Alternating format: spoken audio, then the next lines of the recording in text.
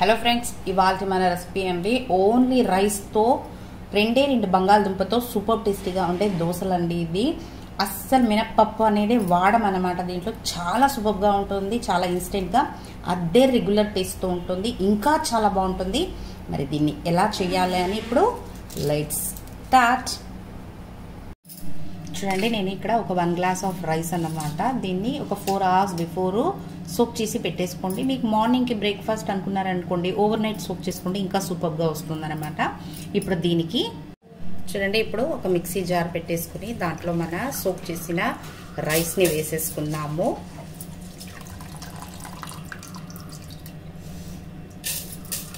ఇలా rice add చేసేసాక ఇక్కడ నేను ఒక 2 బంగాళదుంపని ఉడికించి పెట్టుకున్నాను. వీటిని దీంట్లోకి యాడ్ చేసేసుకుందాం.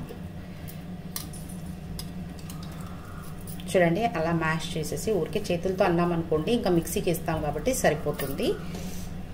ఇప్పుడు దీంట్లోకి ఒక 2 టేబుల్ స్పూన్స్ ఆఫ్ పెరుగు వేసుకుంటున్నాను. మీకు పెరుగు వద్దు అనుకుంటే మీరు స్కిప్ చేసేసుకోండి, బట్ పెరుగు వేసుకుంటే సూపర్గా ఉంటుంది అనమాట. ఇప్పుడు వీటన్నిటిని గ్రైండ్ చేసి ఫైన్ పేస్ట్గా మనం దోశ బ్యాటర్ లాగా రెడీ చేసి తీసుకొచ్చేద్దాం. చూడండి, మన దోశ బ్యాటర్ని ఒక బౌల్లోకి ఇలా ట్రాన్స్ఫర్ చేసేసుకుందాము. ఇప్పుడు మనకి రుచికి తగినంత సాల్ట్ అనేది దీంట్లో యాడ్ చేసేసుకోండి. చేసి ఒకసారి బాగా మిక్స్ చేసేసుకుందాము. మనకేం దోశలు ఫ్లఫీగా రావాలని ఏం లేదండి. మీరు వంట సోడా అదే అండి, బేకింగ్ సోడా ఏం అవసరం లేదు. మనకు సూపర్గా దోశలు వస్తాయన్నమాట. మన దోశ బ్యాటర్ ఈ కన్సిస్టెన్సీ, నార్మల్ దోశ బ్యాటర్ ఉండే కన్సిస్టెన్సీ ఉంటే సరిపోతుంది అనమాట. ఇప్పుడు దోశలు పోసేసుకుందాం. చూడండి, ఇక్కడ తవా రెడీ అయిపోయింది. మనం మన దోశ బ్యాటర్ నుంచి కొంచెం అలా తీసుకుని దోశని ఇలా స్ప్రెడ్ చేసేసుకోవడం అనమాట. చాలా సూపర్గా ఉంటాయండి.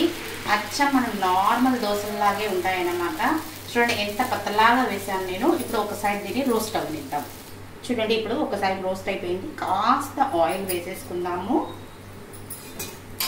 ఆయిల్ వేసేసి నేను ఇక్కడ ఓన్లీ జస్ట్ కారం పౌడర్, సాల్ట్ ప్లస్ ఏం చేశానంటే కొంచెం నెయ్యి, కొంచెం ఆయిల్ 2 మిక్స్ చేశాను నేను. మన హోటల్స్లో ఇలాగే ఇస్తారు, సూపర్గా ఉంటుందన్నమాట. దీన్ని కొంచెం ఇలా అప్లై చేసేసుకోండి. మీ ఇష్టం అండి, అయితే ఒక్కసారి ట్రై చేయండి. ఈ టేస్ట్ అనేది చాలా సూపర్గా ఉంటుందన్నమాట. చూడండి, ఎంత సూపర్గా మన దోశలు అలాగే లేచిపోతున్నాయి. అంతే అండి, ఎంతో సూపర్గా ఉండే మన instant dosa only with rice అన్నమాట. చాలా సూపర్గా రెడీ అయిపోయింది కదా. నచ్చిన మీకు కూడా అయితే మీకు కూడా ఒకసారి తప్పకుండా ట్రై చేయండి. మీకు ఎలా వచ్చిందని నా కమెంట్లో తెలపండి. నా ఛానల్ని సబ్స్క్రైబ్ చేసుకోండి. This is learnings with Geetha. Thank you for watching.